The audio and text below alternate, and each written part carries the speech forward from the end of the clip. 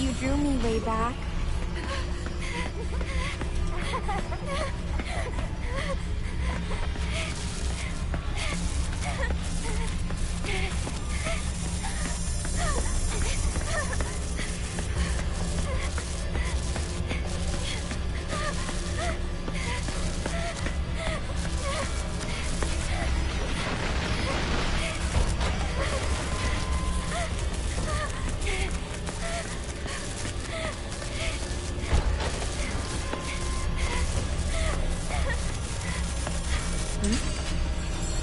What's that? Oh, you like what you see?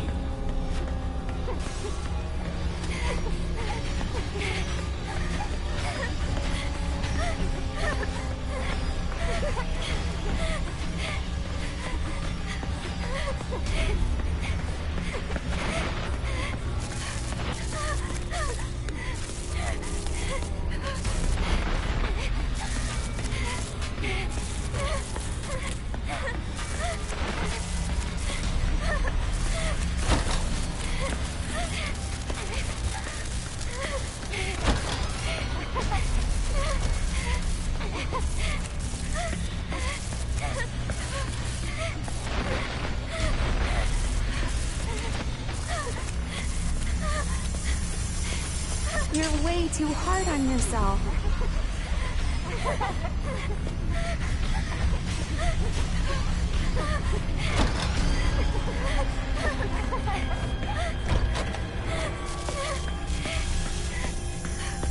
You're into art, right?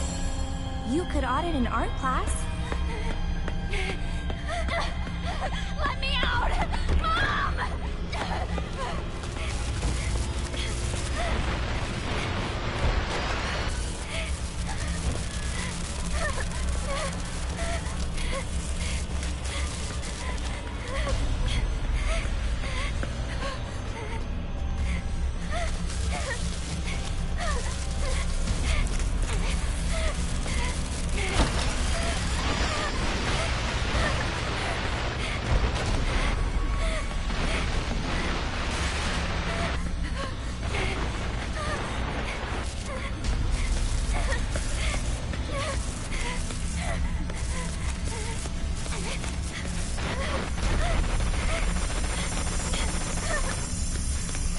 What are you hiding inside?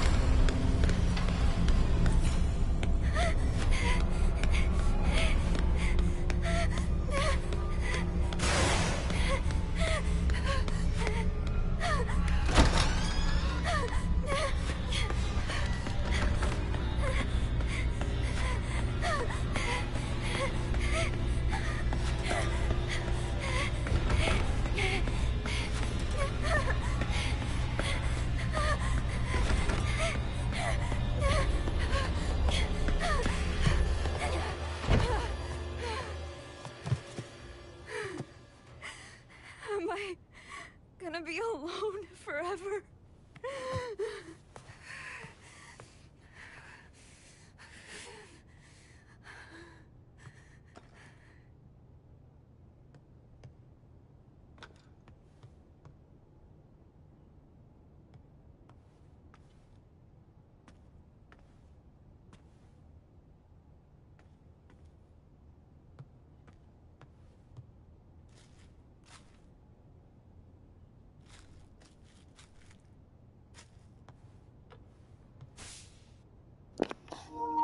Maya's diary, February 1st.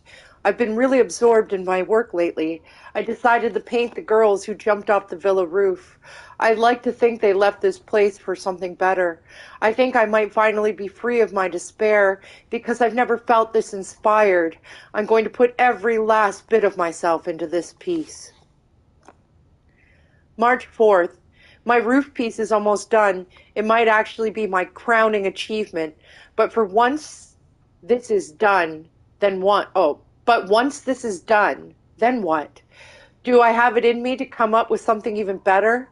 How much longer can I enjoy the fame, the praise I get now? Is there despair and disappointment awaiting for me right around the corner? The sadness that gripped me before has clawed its way back into my mind. I guess It was always there. Who knows how often it'll show up? The thought makes my skin crawl. Maybe I should just end things while I'm still happy, go out on a good note. I wish I could talk to somebody about all this.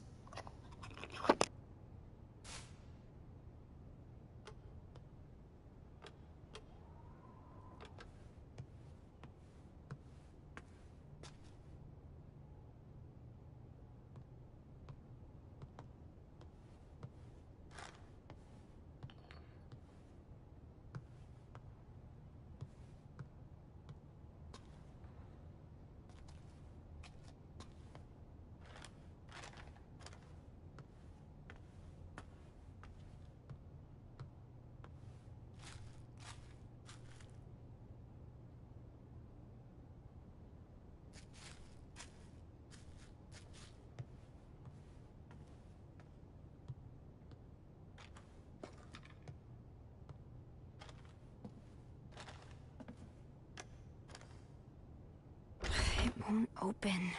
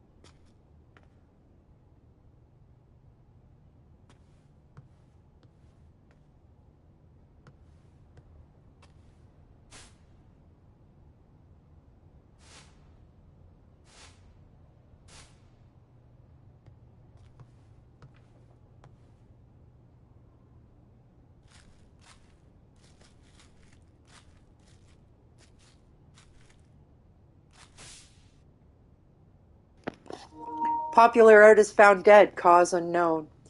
March 13th, 2022, at approximately 1 p.m. on the 12th, popular graffiti artist CB Maya Aso Heidenberg was found collapsed on the ground of an apartment building in Kettenstad. She was pronounced dead at the hospital. The death of the 18-year-old girl comes as a shock not only to the local community members, but also to those who were familiar with her work. Authorities believe the cause of death may be suicide, but given her popularity and the lack of warning signs to her peers, they have not ruled out foul play and are proceeding with a full-scale investigation. Wait. She killed herself half a year ago? Then that means I've been here this whole time?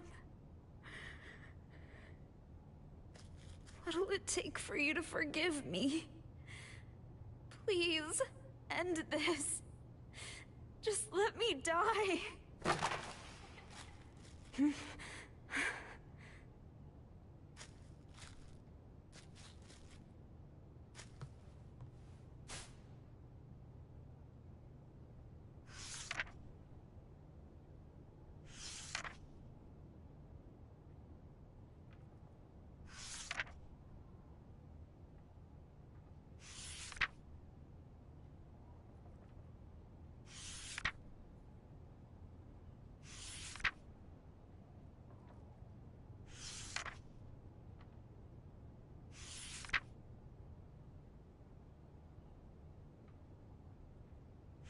Is this me?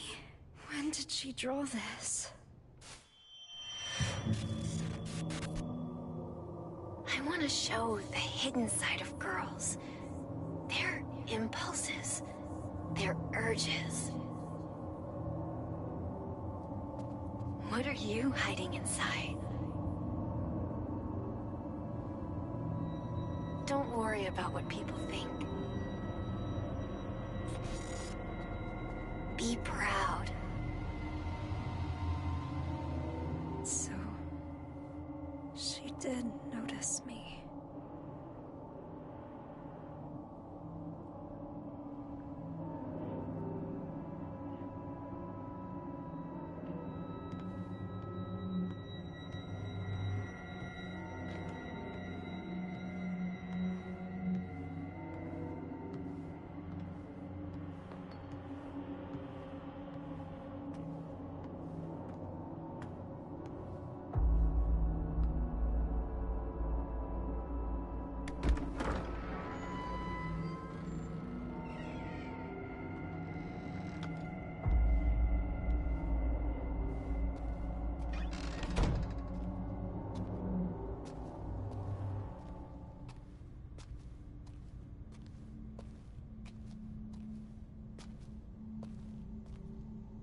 I was so happy when my mom liked the first picture I drew.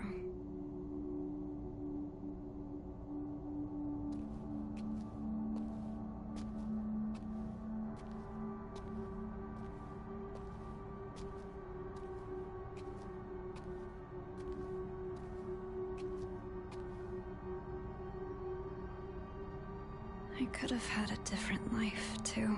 I guess someone finally did love me.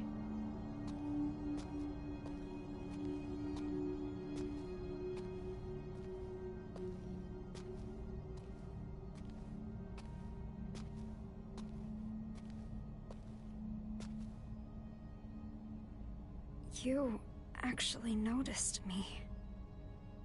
I never thought you would.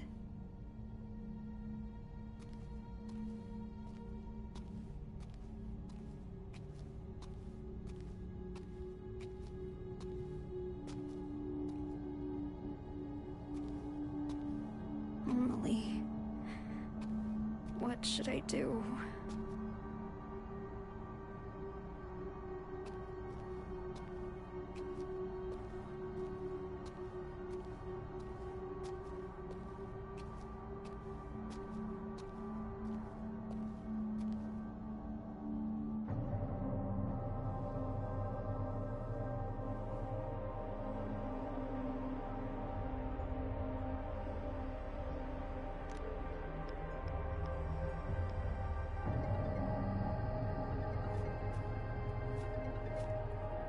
Anita, what's up? I'm sorry, Amelie. I'm such a piece of shit. I had no idea she'd do that. What are you talking about? Did something happen? I thought I was invisible. That I didn't matter. No matter what anyone said. I didn't listen. Anita? But you and Maya, both of you did see me. I should have figured that out sooner. Anita, wait. Where are you right now? Thank you, Amelie. You were always there for me. I'm going to go apologize to Maya now. Wait! Anita! Calm down. Just listen to me.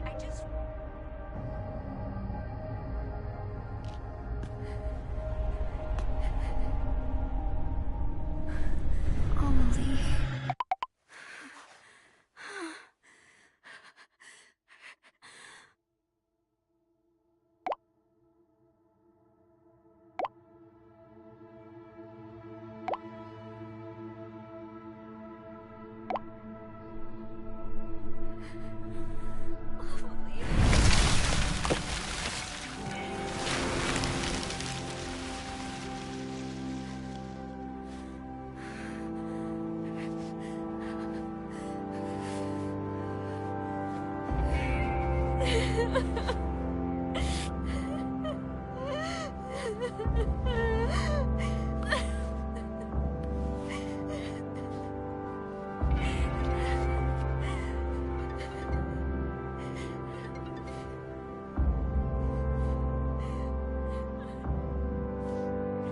I am here for you, Anita.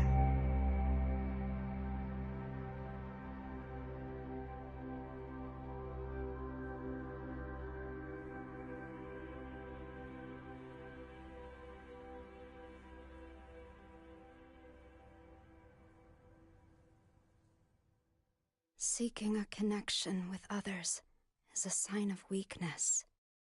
It's running away. The strongest animals don't form groups. They act alone and need only themselves to survive. Those who betray themselves to fit into a group are pathetic. There's no beauty in living like that. But I don't really mind. I just want someone to understand me.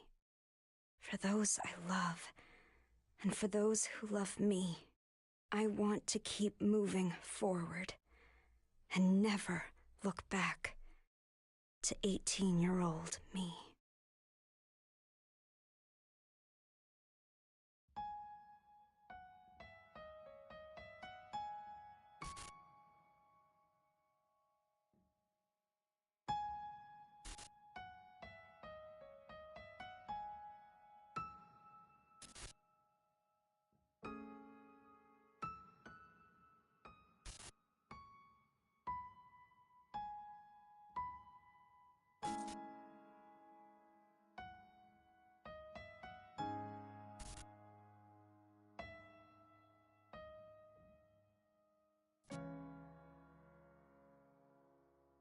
Moving day. It feels kind of scary leaving my hometown, but I'll be fine. I have my best friend with me. Loneliness creeping to my skin, endless pain, trapped in vain. When I sing, come my heroine, take me in your big wings, fly high, high, wide wings of earth I fly, fly high, high,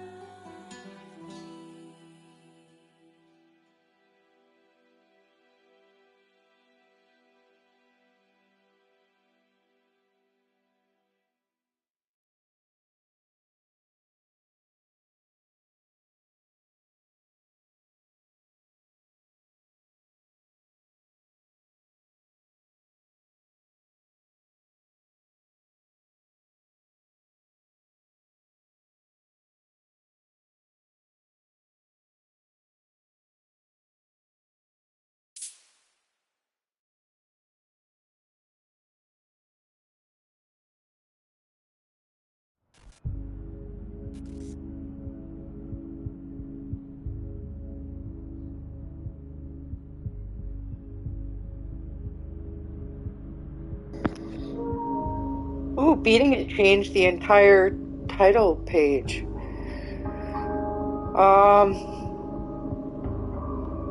Maybe some thoughts? Let me turn it down. Nobody's here. It's probably good. I mean, obviously I was not expecting this to be made at all. I knew nothing about this. And Silent Hill I always related to in a lot of ways, because it either reflected my trauma back to me or the deepest desires of my own heart back to me. My favorite Silent Hill being unusually the first one.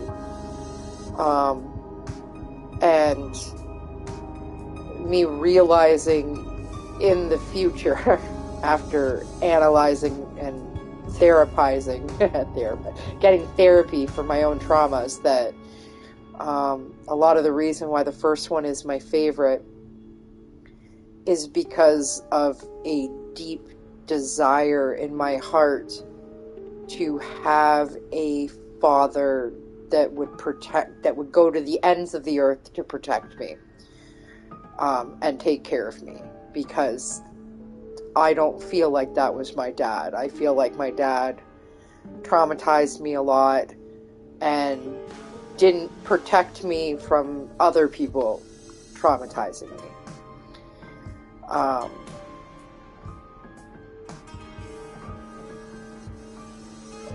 But all of that was subtle in a lot of the games. Of course, in the second one, I related to Angela a lot.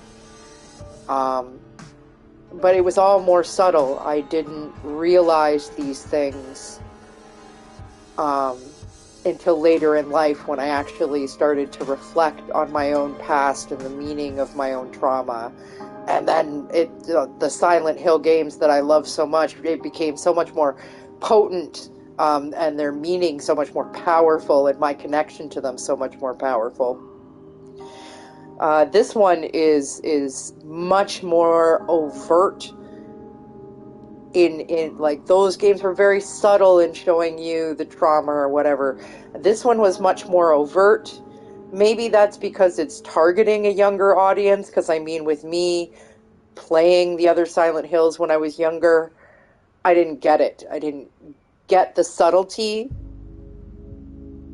of the trauma I was being shown in those games, and I had to grow into understanding them better.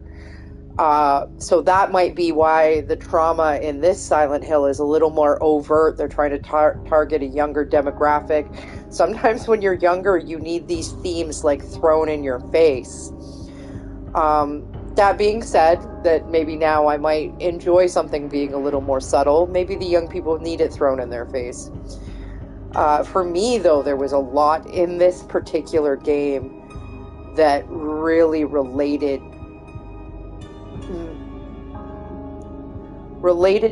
to things that I have been through, like, a lot. Like, I've gone to art school. I've wanted to be an artist. I have struggled to find my place in those sorts of worlds and to find my tribe, as it might be.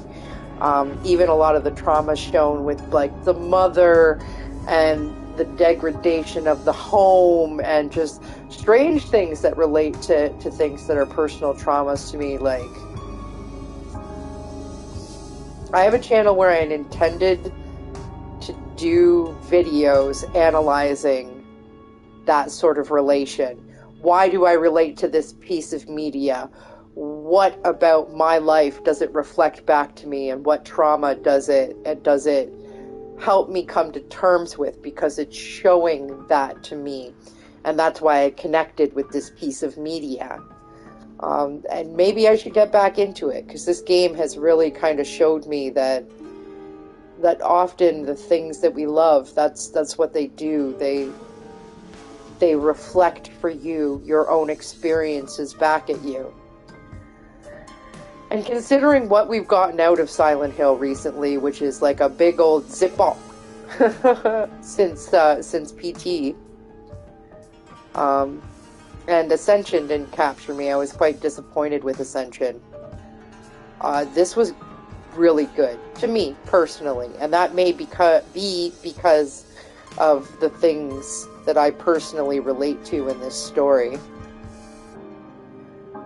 But I think this is a beautiful piece of work for Silent Hill, and it came out of nowhere.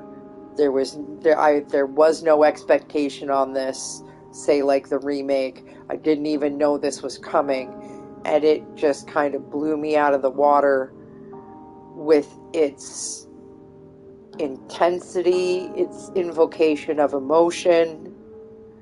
I'm really blown away, and I'm really grateful for, you know, PlayStation and Konami releasing this at this time. Funny enough, during a time where they're Traumaversaries. It's a dark time of year for me.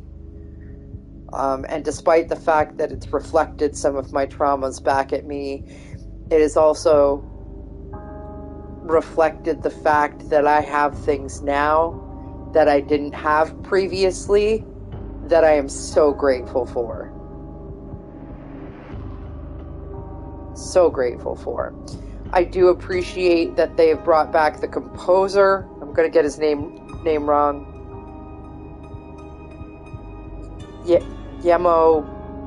Yamaoka, I believe is the surname. I'm not sure. I'm not good with this. And I know Masahiro Ito as the designer of Pyramid Head, and he was doing a lot of the concept work on the original Silent Hills. Has been brought back for this game to do character design and the other world design. And praise be to that. Praise, maybe because the sound, like there's something about that composer's sound design that just makes sounds that just unnerve you, and beautiful music that will move you. So brava to that. And the character designs were really unique. I feel almost like they are a call forward to the Silent Hill F that was announced during their big, here's 27 billion games we're bringing out, we're throwing all this Silent Hill stuff at the wall and see what hits. But I feel like the flower-like designs of the monster in this one really sort of call forward to that game, hopefully, because that might leave me even more hopeful for what might be coming in the future for Silent Hill. This has just left me hopeful. So Ascension kind of let me down. This has raised my hopes for these great creatives being involved with these projects moving forward, and their ability to really like tug at those emotions, because I feel like that's what Silent Hill does.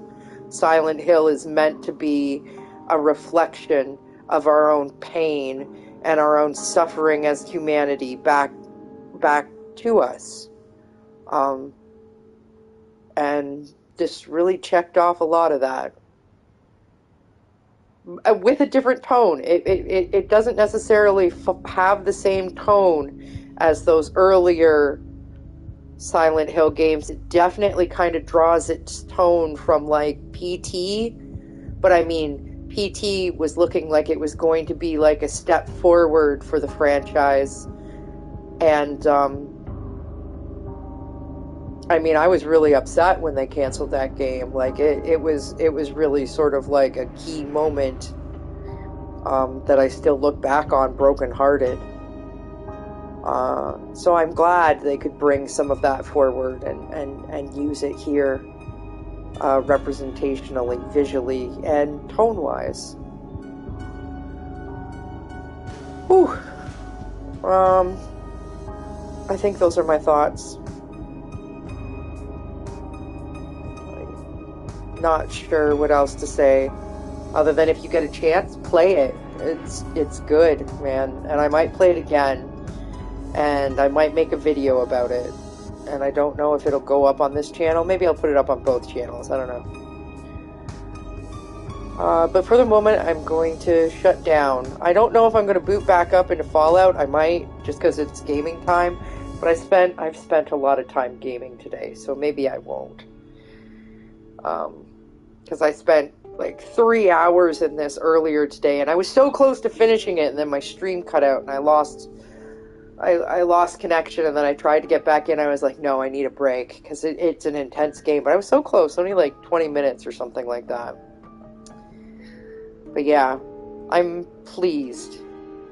I will be doing some reflection on this. Oh, it's Dustin. Hey, Dustin! I'm good. I'm about to shut down, actually. How are you? I finished it up. I am so impressed. I am so impressed, I think, with this game. It got me right in them heartstrings, as a Silent Hill probably should. Good. Yeah, I'm pretty pleased with it. It makes you think. It makes you reflect. And I think that's a big thing about the Silent Hill games. More of a game of the FLC patch? I don't know what that means.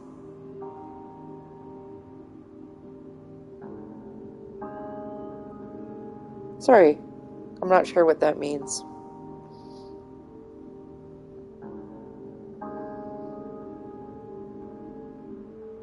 If you can clarify. You're always here though, Dustin. Always come to hang out. Corny, playfully scared of teen ladies. Well, I don't think Silent Hill is meant to be scary like that. At least not this one. I mean, it had its scary moments. And I mean, yes, maybe kind of funny. You were being chased by a flower monster. So when you say it like that, you know, it seems funny. But it dealt with a lot of, like, deep, dark, real stuff. And like I said, deep, dark, real trauma that, like, really relates to, like, my trauma. Which is why I've always loved Silent Hill. Because there's always something in it that, whether I realized it at first or not, like, is hearkened to or calls back to the bullshit I've been through in my life. And that's why it's a comfort, because it's a mirror. It's a mirror for you to reflect upon.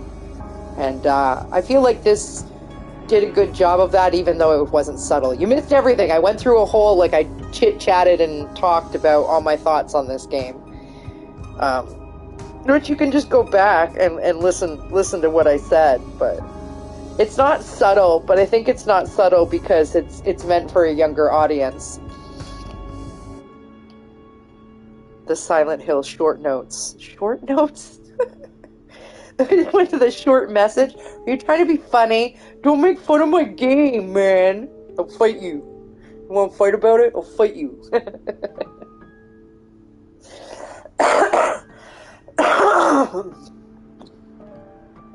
It leaves me hopeful. But I'm sorry, yeah, I'm not sticking around very much. And I don't think I'm going to boot up Fallout. I've dumped a lot of time into gaming today. I need to do some crochet. Short notes could have been a DLC, kind of too short for a full game.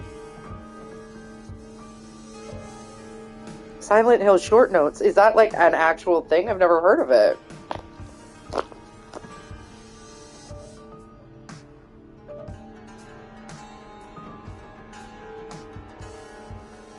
I mean, I've recently started playing the play novel. There's like a strange thing. Maybe you need Cyberpunk. Oh, wouldn't you love me to go back to Cyberpunk? I know that's why you follow me. Is because of our mutual love of Cyberpunk. I'll get back to it, don't worry. There's been a new patch. But I also want to build things in Fallout. But Cyberpunk always calls me back. Cyberpunk is in my soul, man.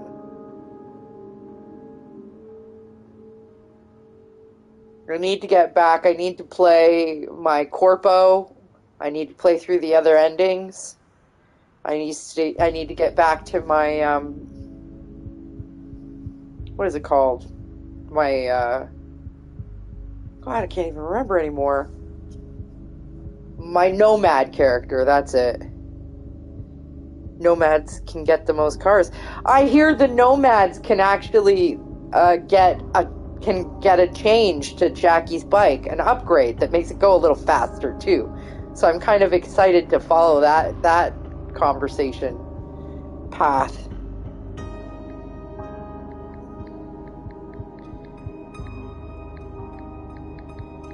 But this always happens. I'll be obsessed with Cyberpunk for a while, and I'll play it super, super hardcore.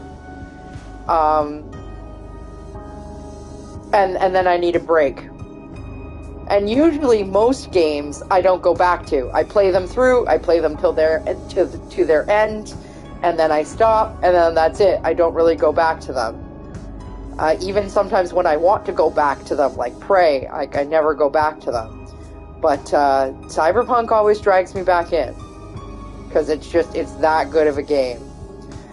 Cyberpunk always drags me back. Silent Hill always drags me back. A lot of the Silent Hills are games that I've played multiple times, and there's not a ton of games that I do that with, unless they do a remake or something.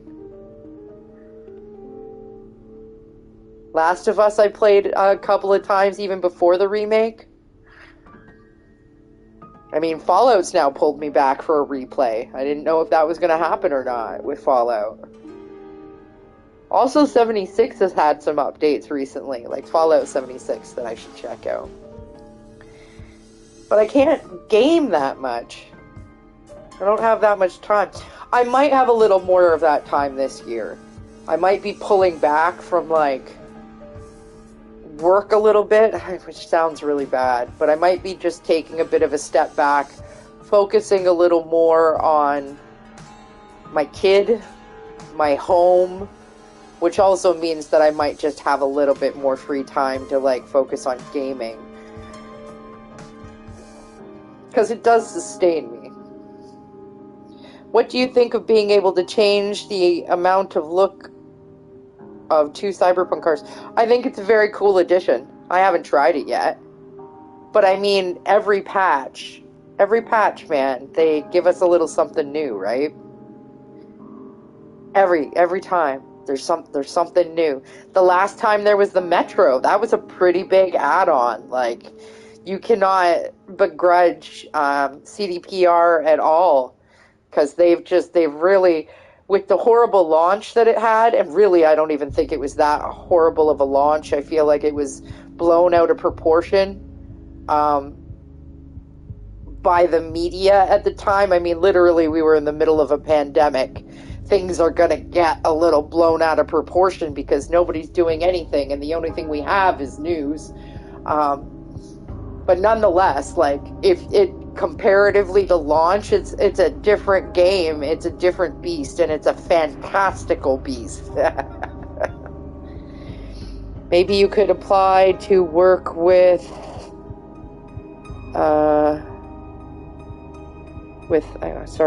something's. I'm gonna just put some stuff into chat because you're hiding behind the thing. Maybe you could apply to work with CDPR. You keep making new tiny patches. I mean, what am I gonna do for CDPR? Art? Maybe? I don't think they hire anybody that's not, like, they're entirely based within their own home country. But I mean, drawing for companies is an option that maybe I should have followed up on.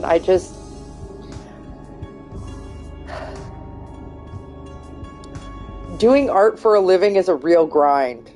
It is long hours and low pay. So as much as I love to draw and illustrate, it has been hard for me to invest fully. The last real job I had would have been my first published comic book. And I didn't I backed out of that job because I found out I was pregnant with my son, and I wasn't interested in working like 10 to 12-hour days while also trying to grow a child. And thank God I didn't, man, because I slept a lot during my pregnancy. It really took it out of me. But it's been hard for me to get as motivated again since then. So I made the choice for him. We need a lot more replaceable cyberpunk missions. Replaceable?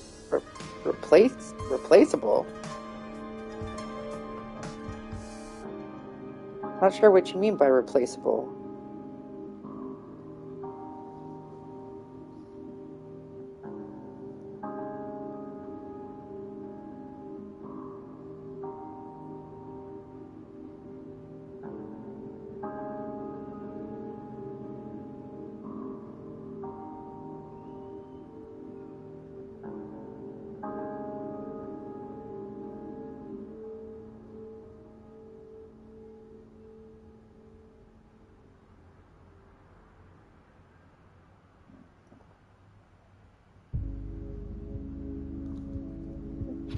Oh, replayable, yeah.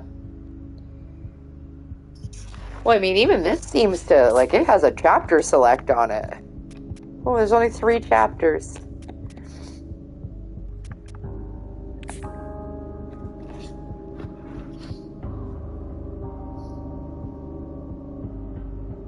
I mean, anything to keep it alive, right? I mean, I didn't even need replayable missions. I would just, like, go back into the game and, like, climb stuff and look for glitches.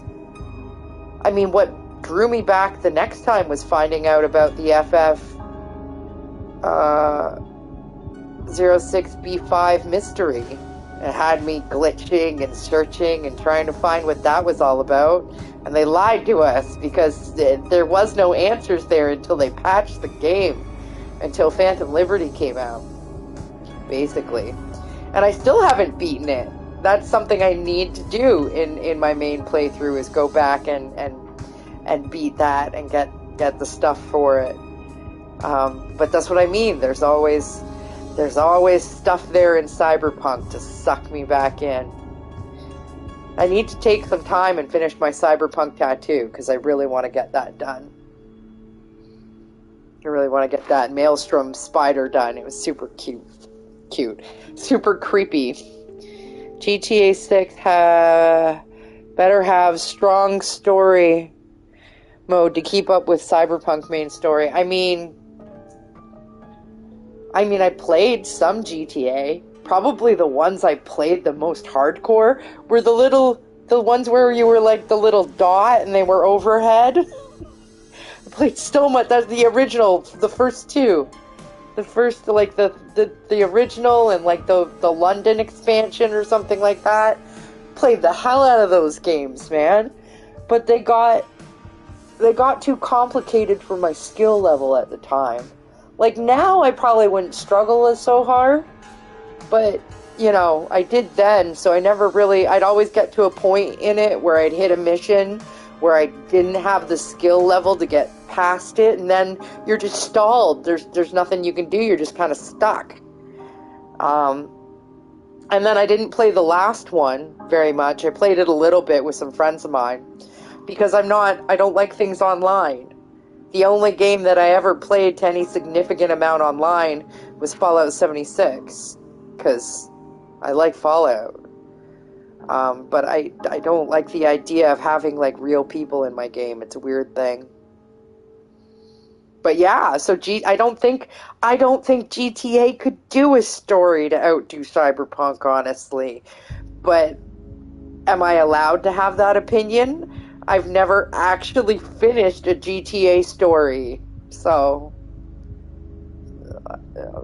I mean, it's my opinion, but is it valid? I don't know.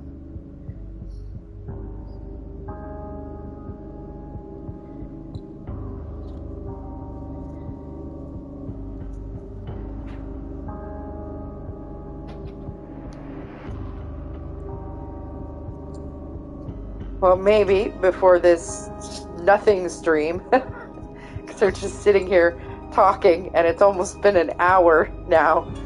before this nothing stream gets too long, I should maybe tap out. It's always nice to chat though, Dustin. Maybe just to sit and chit chat. I'm hoping in April, when Fallout London comes out, I will actually have a setup with a camera, so everybody can look at my not-so-pretty face. I do want to see a remaster of Cyberpunk on the, I'm going to assume that's the Unreal Engine. I mean, let's not start doing what we're doing with everything, like how they just released Last of Us 2 again or something like that. Not everything needs to be redone after 5 years or something like that. Give it 10, give it 15 maybe. Do a remake, I don't know. It's hard to say whether I like remakes or not, because I loved the Dead Space remake. I think they did everything right with that. And then, like, the Last of Us remake, I'm not even sure why that needed to be done. But I paid the money for it, and I played it. So, and I do enjoy the Resident Evil remakes quite a bit, actually. So I don't know. But it might be a little too early to be hoping for that. A remaster already.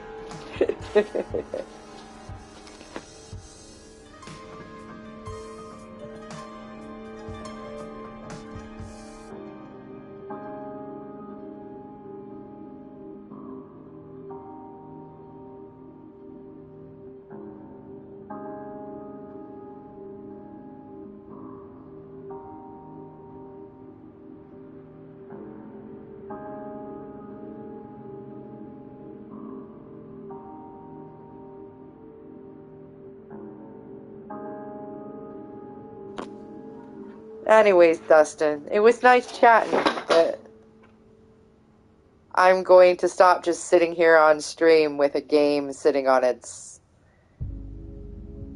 title screen. I hope you have a good night. It was nice chatting video games for a little bit. I'll be back. I always am. To play the games that I love to play. Maybe next time it'll be Cyberpunk.